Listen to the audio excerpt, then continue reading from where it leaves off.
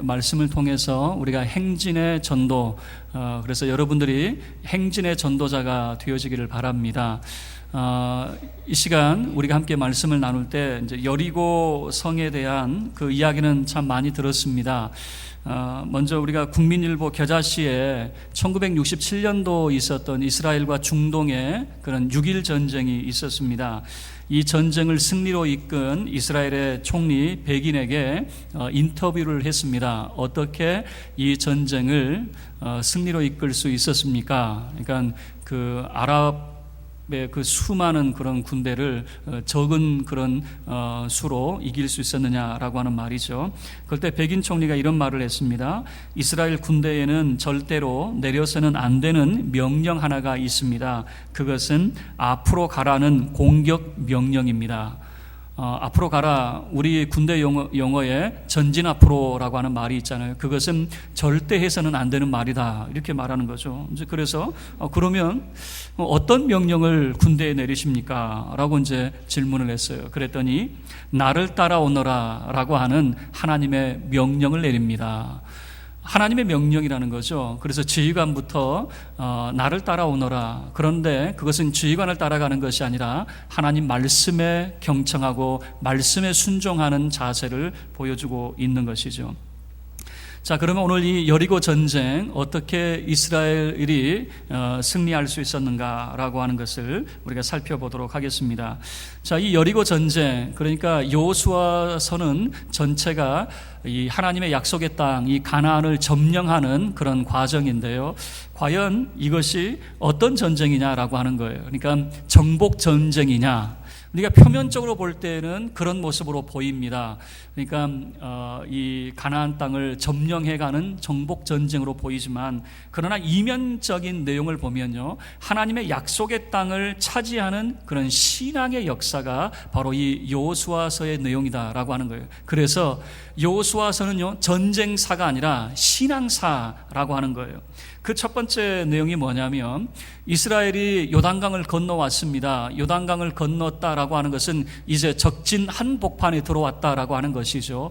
요단강을 건너서 그들이 첫 번째 했던 것이 무엇이냐라고 하는 거예요.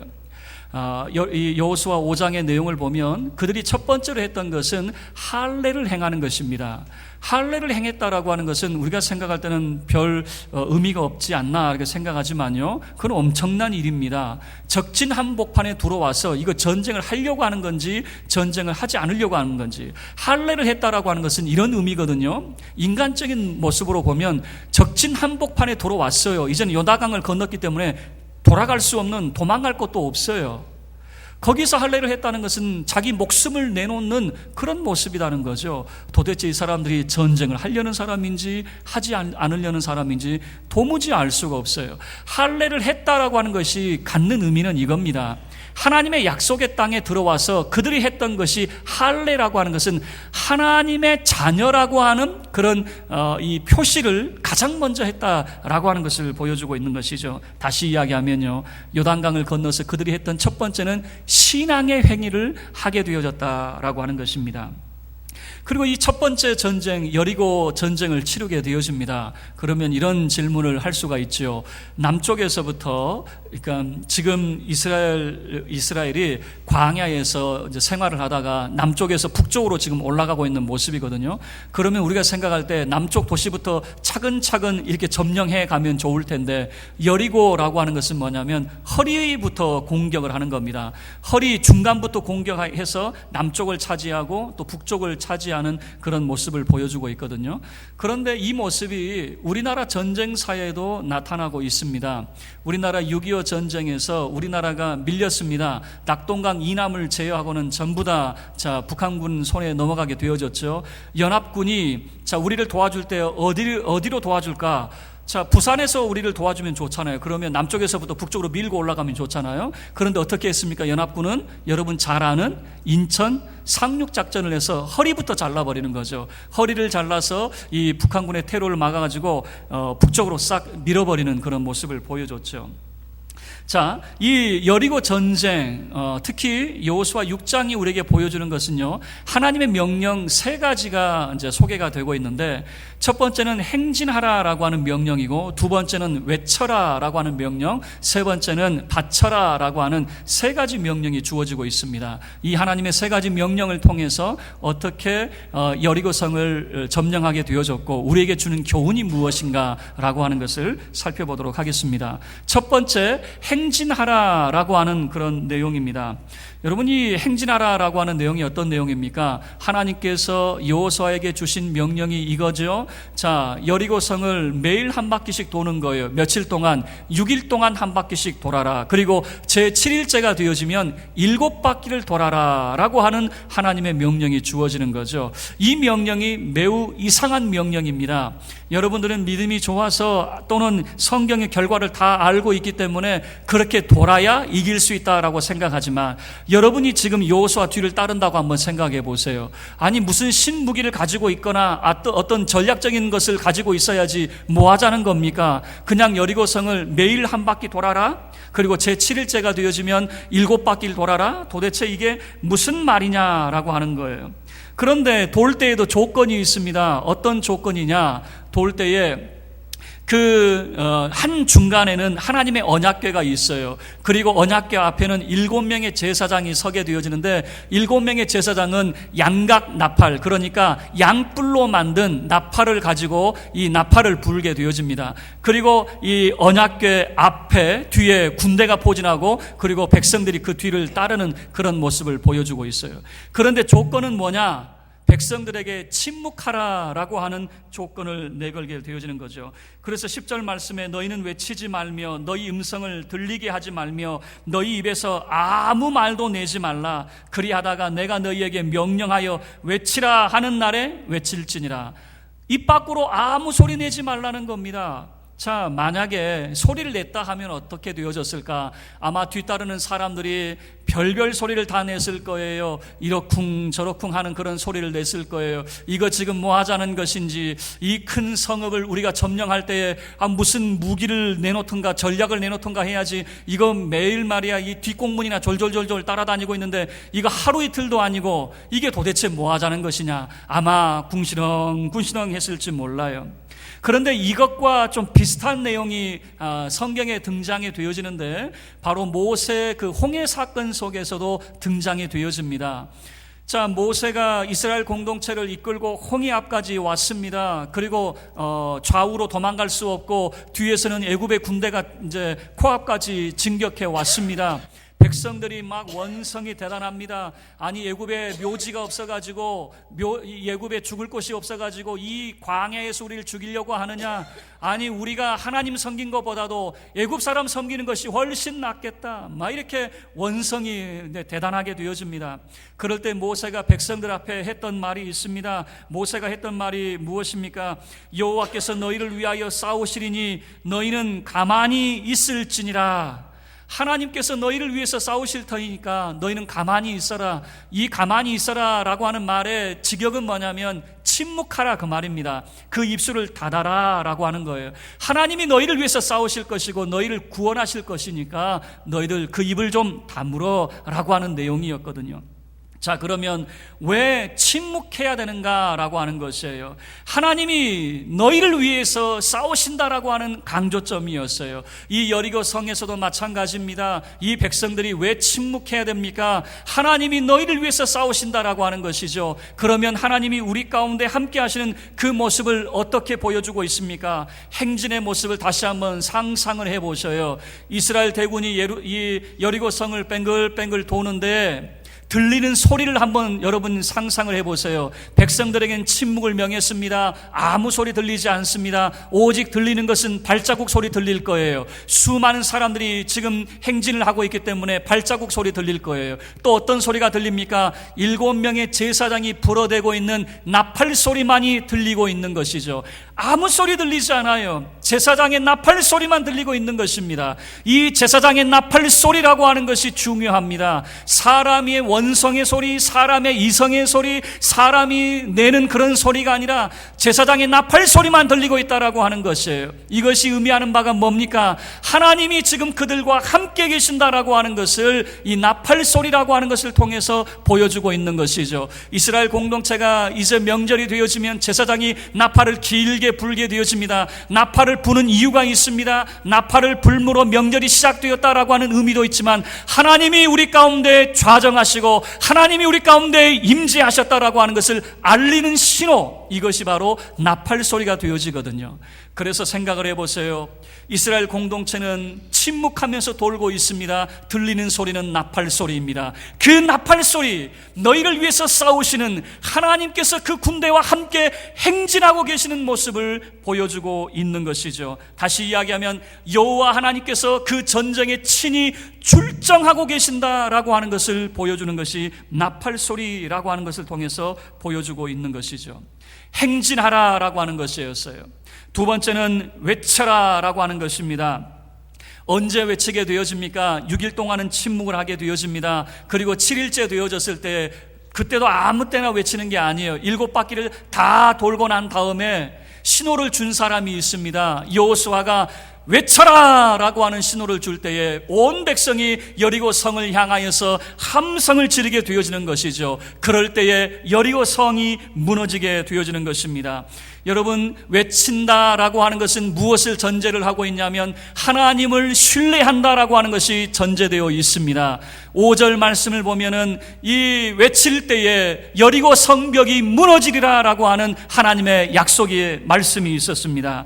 여러분 한번 생각을 해보세요. 지금 여리고 성벽이 어떤 성벽인지. 우리가 남산에 올라가고 또 남한산성 가면 성벽이 있죠. 우리나라 성벽은 돌로 쌓은 한 이 정도 성벽인 것 같아요. 그러나 고대 근동의 성벽은요, 자, 성경에서 보여주듯이 그 성벽은 라합이라고 하는 기생이 있었죠. 여러분 잘 아는 라합이라고 하는 기생이 어디에 살고 있었냐면 그 성벽에 살고 있었어요. 그러니까 사람이 살 수 있는 그런 넓은 성벽이었습니다. 그래서 고대 역사학자들이 고대 근동의 성벽을 연구하고 조사했는데 마차 한 대가 지나갈 수 있는 그런 넓이였다. 마차가 지나갈 수 있는 그런 넓은 성벽입니다. 이런 성벽이, 여러분 이렇게 거대하고 초롱성과 같은 성벽이 사람이 외친다고 무너지느냐 그 말이에요.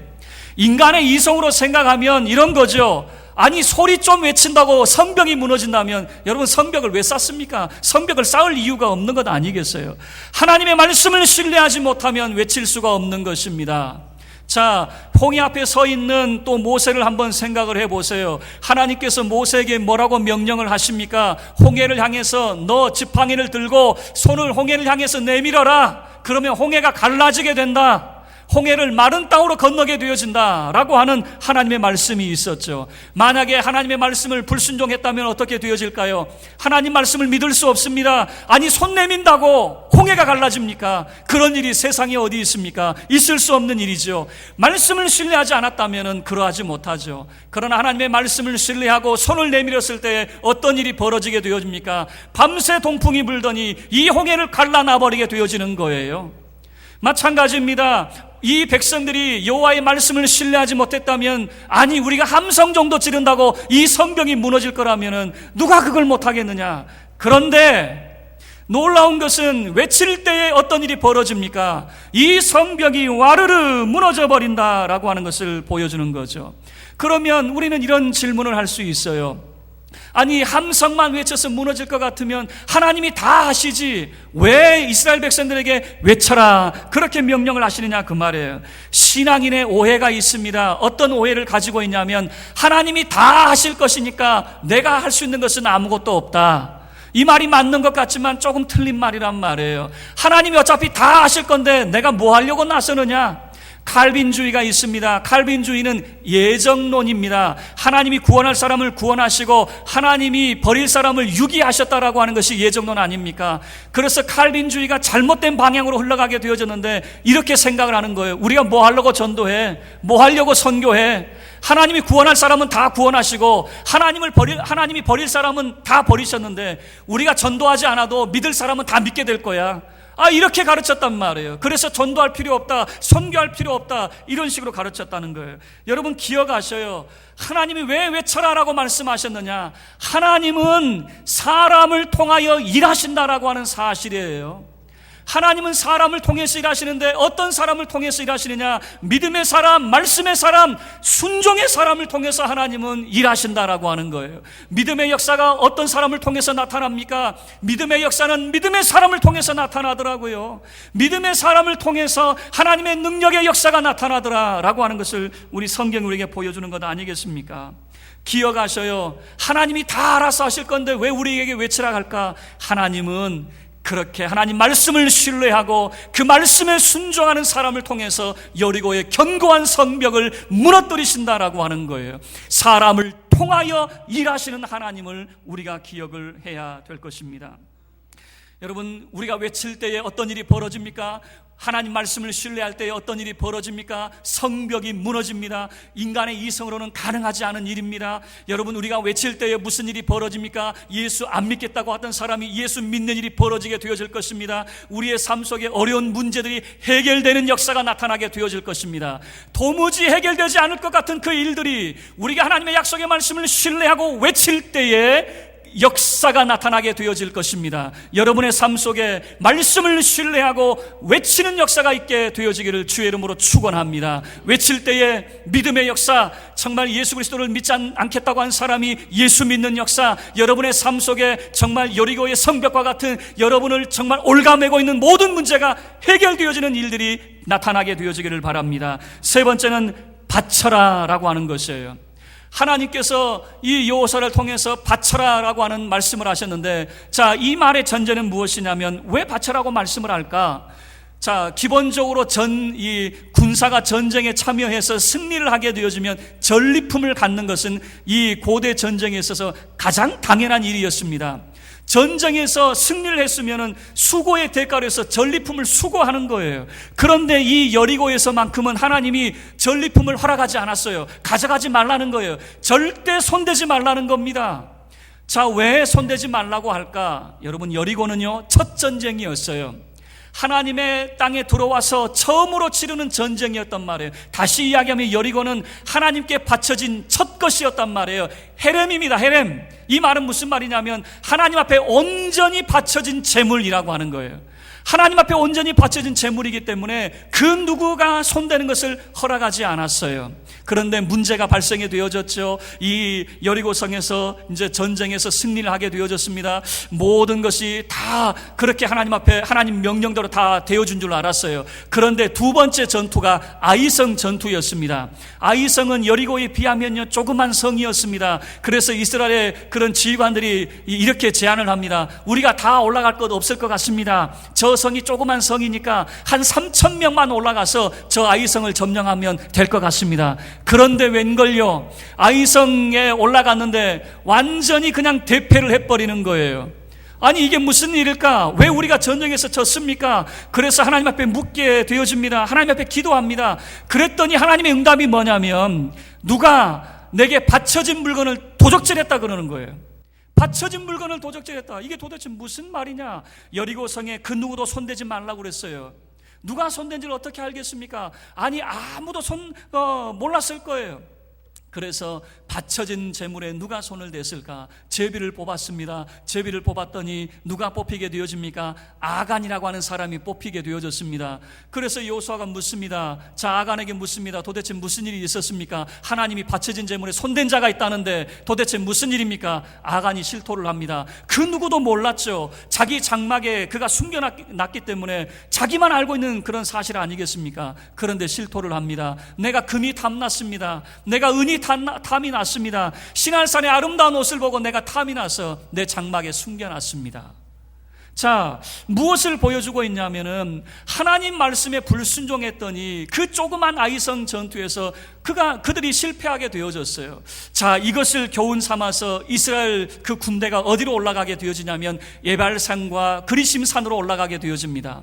에발산과 그리심산에 올라가서 그들이 했던 것이 무엇이냐면 축복과 저주문을 낭독하게 되어집니다. 이런 내용입니다. 우리가 하나님 말씀에 순종할 때는 복이 임합니다. 아멘. 그러나 우리가 하나님 말씀에 불순종하면 저주가 우리에게 임합니다. 아멘. 이렇게 했어요. 그리심산에서는 축복을 낭독하고 에발산에서는 저주를 낭독하게 되어졌어요. 자, 이것이 그냥 이루어진 일이 아니에요. 자기들이 경험을 했습니다.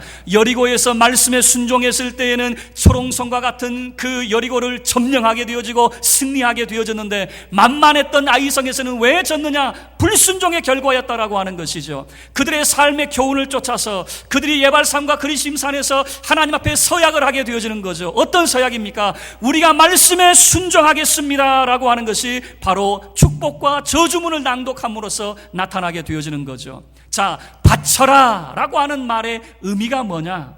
이런 거예요. 우리는 예수 그리스도를 믿음으로 승리하는 삶을 살기를 원합니다. 여리고를 점령하기를 원합니다. 승리하는 것이 중요한 것이 아니더라, 그 말입니다. 바쳐라라고 하는 말을 통해서 승리하는 것보다 더 중요한 것은 말씀에 순종하는 것이다라고 하는 거예요. 우리의 삶이 이기는 것보다 더 중요한 것이 무엇이냐? 하나님 말씀에 순복하며 살아가는 것이 더 중요하다라고 하는 것을 교훈하고 있는 것이죠. 말씀을 마치도록 하겠습니다. 하나님께서 여리고성을 점령할 때에 세 가지를 명령을 하셨습니다. 첫 번째는 행진하라라고 하는 것입니다. 행진할 때에 침묵을 명령을 하셨습니다. 왜 침묵을 해야 될까요? 하나님이 우리 가운데 함께 하시고 하나님이 우리를 위하여 싸우시는 전쟁이기 때문에 침묵하라라고 하는 것입니다. 두 번째는 외쳐라라고 하는 것입니다. 왜 외쳐야 됩니까? 하나님 말씀을 신뢰하지 못하면 외친다고 성벽이 무너질까? 하나님 말씀을 신뢰할 때에 그 초롱성과 같은 이 여리고 성벽이 무너진다라고 하는 것을 보여주고 있는 것이죠. 우리는 이런 생각을 해요. 하나님이 다 하시면 되지, 내가 할 것이 무엇인가? 하나님은 절대적으로 사람을 통하여 일하신다는 사실을 여러분 기억하시고, 어떤 사람을 통하여 일하십니까? 믿음의 사람, 말씀의 사람, 순종의 사람을 통해서 역사하신다는 사실을 기억하시고, 우리가 어떤 사람이 되어야 되느냐? 말씀의 사람이 되어야 됩니다. 믿음의 사람이 되어야 됩니다. 순종의 사람이 되어야 됩니다. 그리고 마지막 세 번째 명령하신 것이 무엇입니까? 바쳐라라고 하는 거예요. 이 바쳐라라고 하는 것은 끝까지 충성하는 것이, 끝까지 순종하는 것이 더 중요하다라고 하는 거예요. 이기는 것보다 더 중요해요. 여리고를 점령하는 것보다 더 중요해요. 그게 뭡니까? 하나님 말씀에, 하나님의 교훈에 끝까지 순종하며 하나님을 따르는 이것이 더 중요하다라고 하는 것을 우리에게 보여주고 있는 것이죠. 우리가 새생명 전도 축제를 앞두고 있습니다. 여러분, 행진의 전도자가 되어지기를 주의 이름으로 축원합니다. 여러분들이 교회 주변에 나가서, 여러분의 사는 그 주변에 나가서 예수 그리스도의 복음을 외치시기를 바랍니다. 그렇게 순종하게 되어질 때에 반드시 믿음의 사람을 통해서 역사는 나타나게 되어져 있습니다. 우리가 기도합니다. 기도로 마무리가 되어져서는 안 돼요. 기도하면 이제는 우리가 주변에 나가서 외치는 자의 삶을 살아야 될 것입니다. 외치게 되어질 때에 내가 예수 안 믿겠다고 했던 사람도, 예수 믿으면 내 손에 장을 지진다 하던 사람들도 예수를 믿게 되어질 것입니다. 여리고가 무너지는 역사는 외칠 때 나타나게 되어지는 것 아니겠습니까? 저와 여러분의 삶이 오늘 본문의 말씀대로 행진하며 외치며 바치는 자, 오직 하나님께서 우리에게 명령하신 바를 그대로 준행하는 행진의 전도자가 되어서 여러분의 삶을 통해서 하나님의 구속의 역사가 나타나게 되어지기를 주의 이름으로 축원합니다. 우리 다 같이